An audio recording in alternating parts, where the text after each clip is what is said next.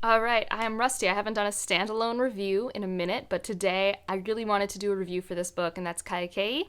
And this is a new release. It should be coming out probably a week after you're seeing this. Maybe it's already out. It comes out near the end of April, and it's going to be a good one. I think a lot of people are going to pick this up and read it. I know it's a book of the month book, so I think it's going to get to reach people who are going to love this, and it has me so excited because I really liked it. I need to get myself a copy.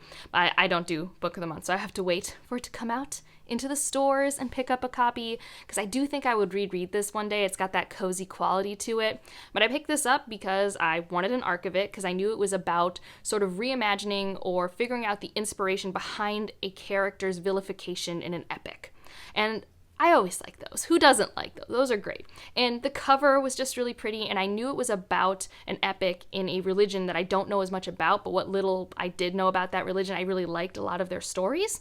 So that combination and knowing it was an Own Voices writer was like, yes, I really, really want to try this out. I haven't had something that scratched this itch in a long time, and I was not disappointed. Essentially, in the epic, the Ramayana, there is a queen, Kaikeyi, and she becomes vilified. And I'm going to keep it vague because I didn't know much going in, and I don't think it matters if you know much, but it was really enjoyable to me to not know a lot about the original and then looking into it later. And we're trying to figure out, how did she end up being vilified? How did she get here? And so you start off where she is 12, and you end up when she is a mother, a very wise woman. I don't think she's like that old, but you get like a couple decades of her life in this story. And the main thing I love about this work is the main character. She's phenomenal. So like I said, we get a whole range of her life, and she matures on page. It's really amazing how when she's 12, I was like, yeah, you're 12. When she's 18, I'm like, oh yeah, you're 18. Like, I could really see her develop and mature on page, and I really like that. I didn't notice it was happening, but it made complete sense as I was in a different situation.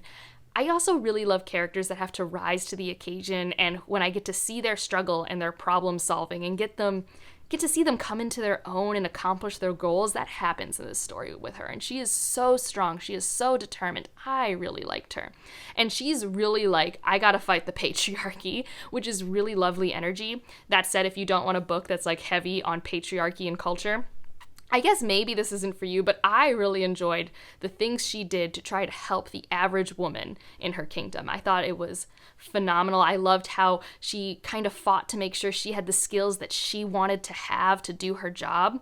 And also just the way that she both formed and manipulated connections with people was fascinating, both with her magic, which I won't get into, but the magical parts of this do exist in terms of like gods and demons walking among men, but also she is kind of, I can't remember the exact word, it's either gods touched or forsaken or something, where the gods cannot interfere with her, but she also can go to this place that she calls the binding plane and see the bindings between herself and other people and manipulate those to a degree.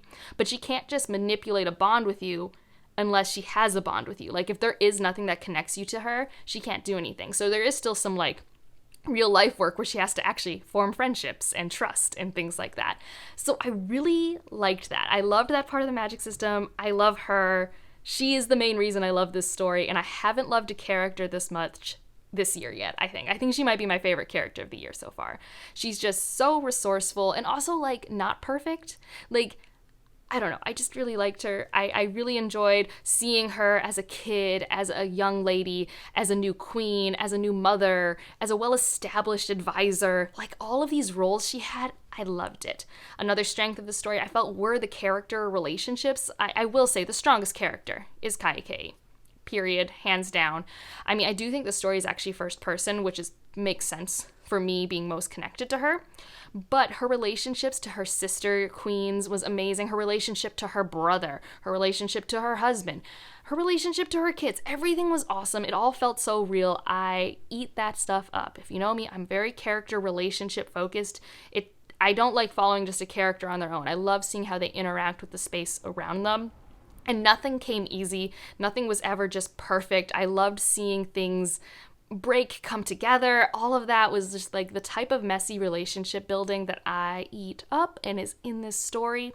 And in terms of the plot, I really liked it. I think some people might find that this doesn't have a strong plot. I would disagree, but it reminds me a lot of different epics and myths and legends where I'm just watching this person, accomplish their goals. And that is the plot. I am watching this person exist for 35, 40 years. And that's the point of the story. And I was always intrigued because there were certain obstacles she had to overcome, certain problems that she had to solve. And then I also just knew, just as someone coming to this, that this is something where there is an answer to the ending out there, but I didn't know it, and we were going towards something, and I didn't know what we were going towards, and that's why I've been vague about the synopsis. Because although I do think it's still enjoyable if you know how it ends, not knowing how it ends is really interesting, especially because she'll foreshadow on page. It's her future self reflecting on her past as the first person. And there'll be little lines she says about what people think of her now and why people claim she did what she did. She'll be like, I've heard rumors that, and I found that so interesting. That was a bit of the intrigue for me, being like, well, where are we going? Like, I really love this person. She's a really good queen. What's going to happen to vilify her? Like, that was part of the intrigue for me. But even, once those dominoes fall into place, why she's doing what she's doing, her motivations are amazing. Like, even when we get to the vilified part, I was all in figuring out. So I thought the plot was really good in that respect. And this, I think, did a really good job in terms of putting the magic in, but also adding to the plot of having us be introduced to different important stories in Hindu mythology with different gods and things like that I'm not aware of, but like the author really effortlessly included their stories into this work, where I was like, oh, that's a really interesting thing, and I see why you told it here and how this emphasizes this, because we do have the gods involved in this story, so you do need to be introduced to them. We do have different stories that are used, like many stories in religion, to be like, here's a moral of this story, and it's interesting what morals people take from different stories. It was really good. So I really liked that. The writing was amazing. Like, it gave me that cozy quality that I would want to go back and read. I really loved so much about this book. I'm trying to think of something I didn't love about it, because I think when I initially finished it, I didn't give it 5 stars. And now that I've been talking about this for 7 minutes with like nothing negative, I'm wondering why. And I think part of it was some slight pacing issues that probably wouldn't matter to me on a reread, so I probably should just upgrade this from 4.5 to 5 stars, because I legitimately liked it so much. And I think it's because as a character-driven reader, Kai Kei is just stuck in my head. I just love her. I want to be as grounded and stubborn, as persistent as her in everything that she's accomplished. The main thing I haven't gone over in this review, and I don't feel like it's my place to go over it, is the differences between this and the epic and how it relates to people's relationship to the religion and stuff, since this is based off a very important epic in a religion that billions of people follow.